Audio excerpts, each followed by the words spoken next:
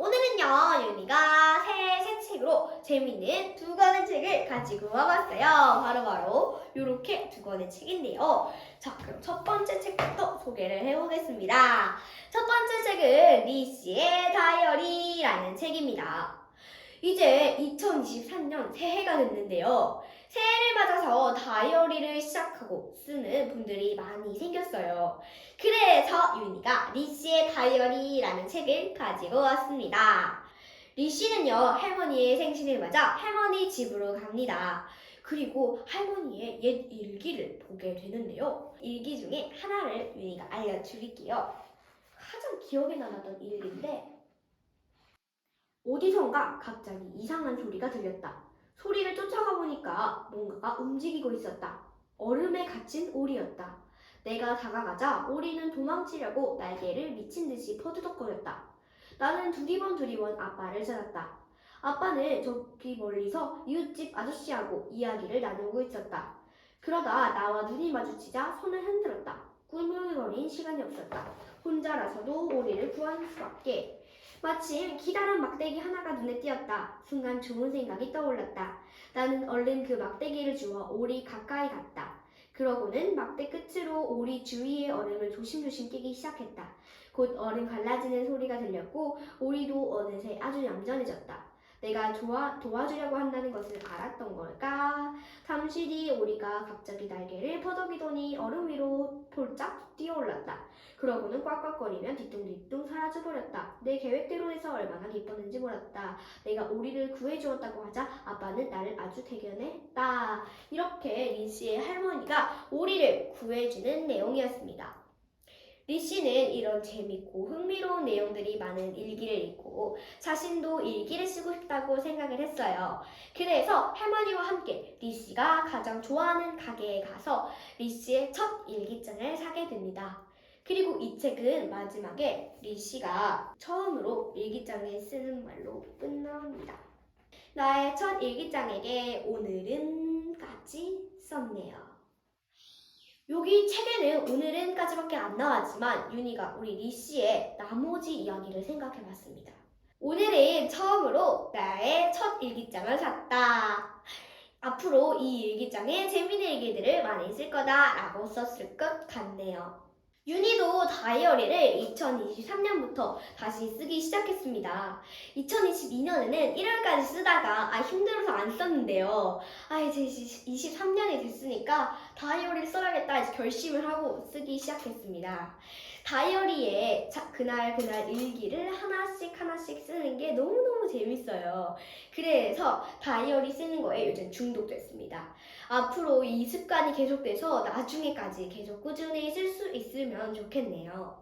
다이어리를 쓰면 좋은 점을 몇 가지 생각을 해봤어요.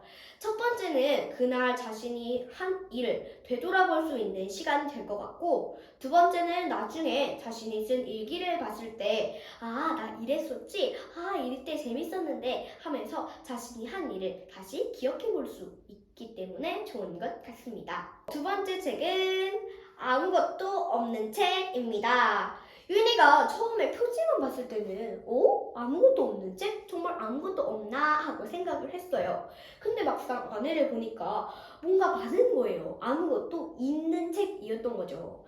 그래서 왜 아무것도 없는 책이지? 하고 내용을 읽어봤는데 내용을 읽어보니까 왜 아무것도 없는 책인지 이해가 될 것 같더라고요.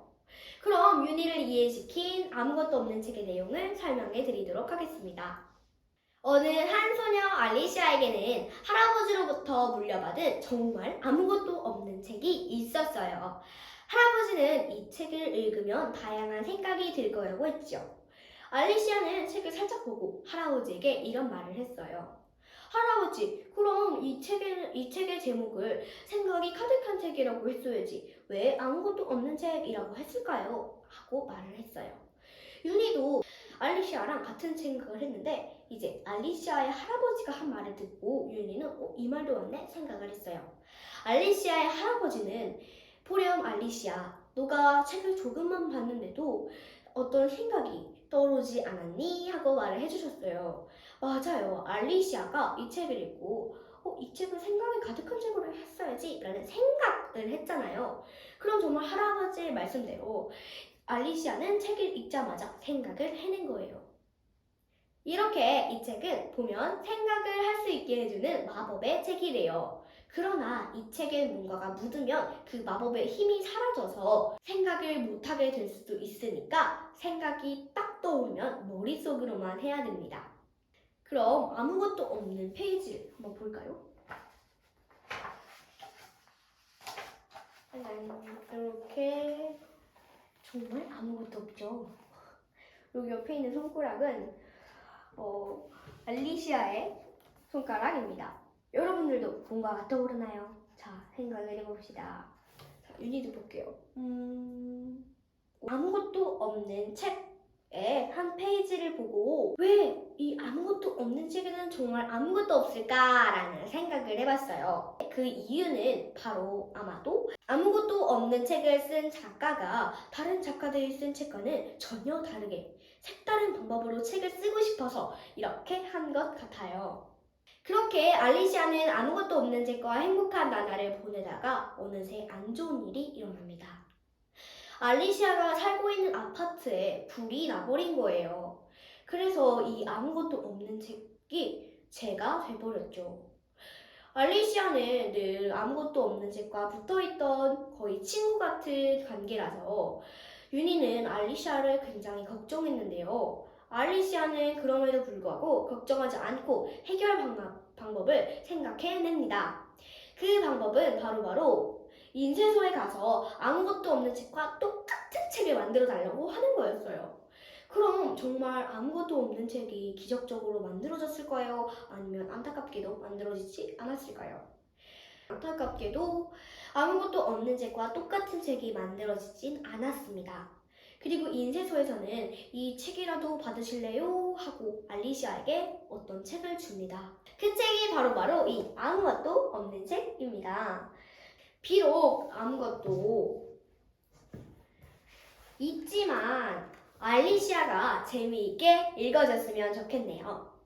오늘은요, 새 책으로 이렇게 재미있는 두 권의 책을 가지고 와봤는데요. 여러분도 새해를 맞아서 재미있는 독서 시간을 가져보세요. 여러분 모두 새해 복 많이 받으세요. 해피 뉴 이어!